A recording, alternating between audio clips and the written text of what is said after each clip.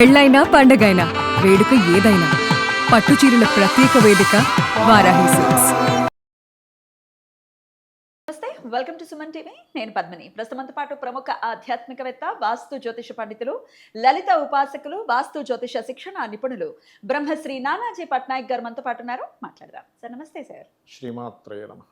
Sir, ఏ రాశి వాళ్ళ రాశిని బట్టి ఏ క్షేత్రాన్ని దర్శించాలి అనేది సవివరంగా తెలియజేస్తూ ఉన్నారు. అవును. మకర రాశి దగ్గర ఉన్నాము. వీళ్ళు కూడా కంప్లైంట్ చేసేది ఏంటి అంటే చాలా స్లో మా లైఫ్, ఇప్పుడు మెల్లగా వెళ్తూ ఉంటుంది, సెటిల్మెంట్ లేట్ అని అంటూ ఉంటారు. ఎందువలన అని చెప్తూ ఏ క్షేత్రాన్ని దర్శిస్తే ఈ పరిస్థితి మారుతుంది సార్ వారికి? తప్పకుండా అండి.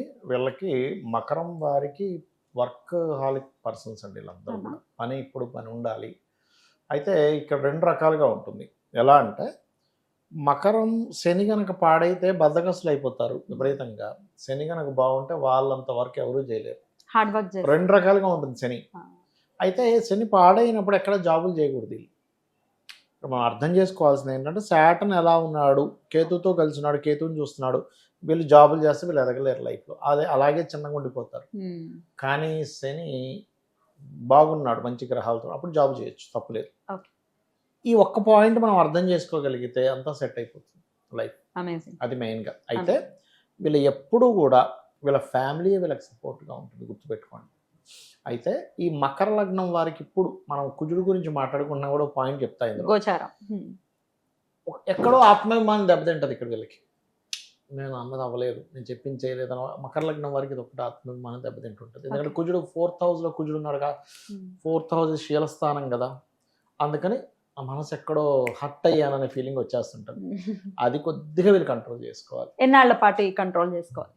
జూన్ 21వ తేదీ వరకు ఈ జాగ్రత్త తీసుకోవాలి. అయితే ఇంకొక విషయం కూడా చెప్తాను. అలాగే తెలియకుండానే వీళ్ళకి ఏదో కబ్జాలో ఉన్న ల్యాండో, దోషమున్న ఇల్లు, దోషమున్న ప్లేసో తీసుకుంటారో ఆ విషయంలో జాగ్రత్తగా ఉండాలి వీళ్ళు జూన్ 21వ తేదీ వరకు. ఇక మనం వీళ్ళలో ఉండే లక్షణం ఈజ్ కష్టపడే తత్వం, అద్భుతం, పట్టుదల. ఇంకా వీళ్ళకు ఉండే పట్టుదల ఎవరికి ఉండదని చెప్పుకోవాలి. అద్భుతమైన పట్టుదల ఉంటుంది. మకరం పట్టు అంటారు. మకరం ఆ గజేంద్రుడిని పట్టేసుకుంటుందిగా పాపం. ఆ విష్ణు వచ్చి విడిపించేదా కూడా వదలలేదు అది ఎన్ని సంవత్సరాలు. కాబట్టి ఏంటంటే వీళ్ళ కష్టపడే తత్వం ఉంటుందండి వీళ్ళలో. అంటే నేను కష్టపడి పైకి వస్తాననే ఇది ఎక్కువగా ఉంటుంది వీళ్ళకి చెప్పాలంటే.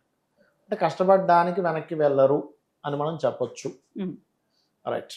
ఇక వీళ్ళకి ఉపాసనా దేవత వెళ్ళవలసినటువంటి క్షేత్రాలు. ఉపాసనా దేవత లలిత చేసుకోవాలి వీళ్ళు ఎక్కువ.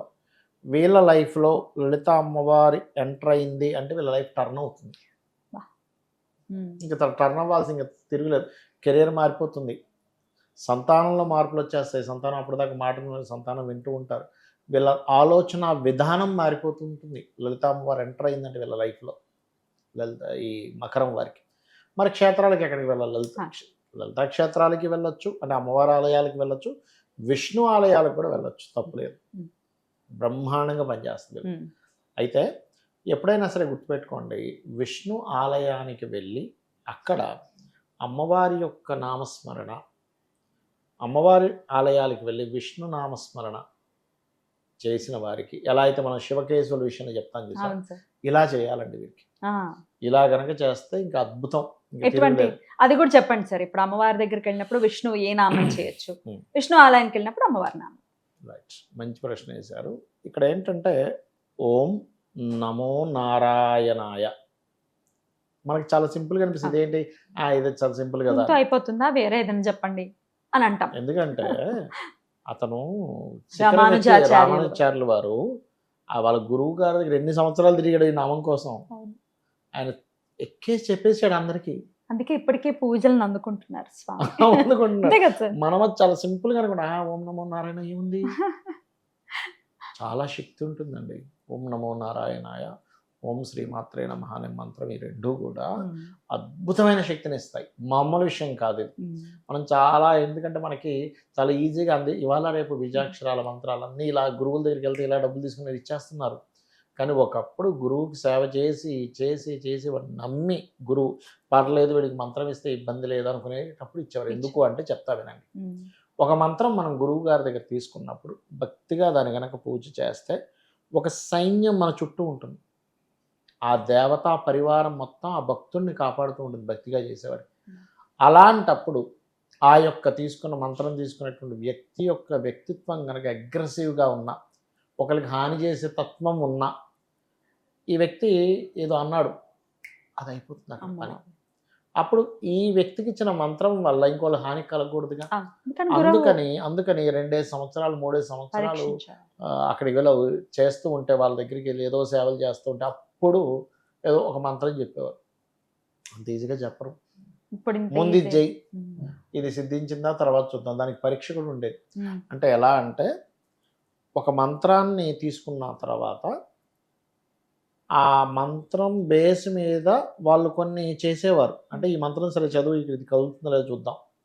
అలాంటి పరీక్షలు ఉండేవి చాలా. అసలు ఆ దేవత రాకూడదు. ఇప్పుడు గురువు గారు పిలిచి ఆ మంత్రం తీసుకున్నా సరే, ఆ అమ్మవారిని వచ్చేమంటే వచ్చేసింది అనుకోండి, ఇంకా అతని దగ్గర లేనట్టే, ఆ బలం లేనట్టే.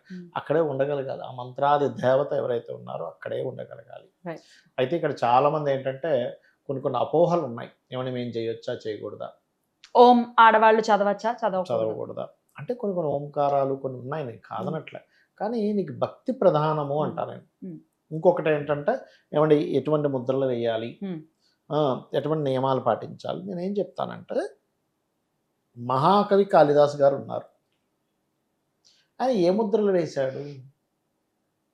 ముందు ఆవాహన మంత్రాలు ఏం చదివాడు? జ్యోతిష శాస్త్రాన్ని అందించారు మహానుభావుడు. ఏం చేశారు? భక్తే ప్రధానం. ఎప్పుడైనా సరే వీళ్ళు చదవచ్చు వీళ్ళు చదవకూడదు అనలేదు. కొన్ని నియమాలు మాత్రం పాటించాలి. ఎందుకు పాటించాలి?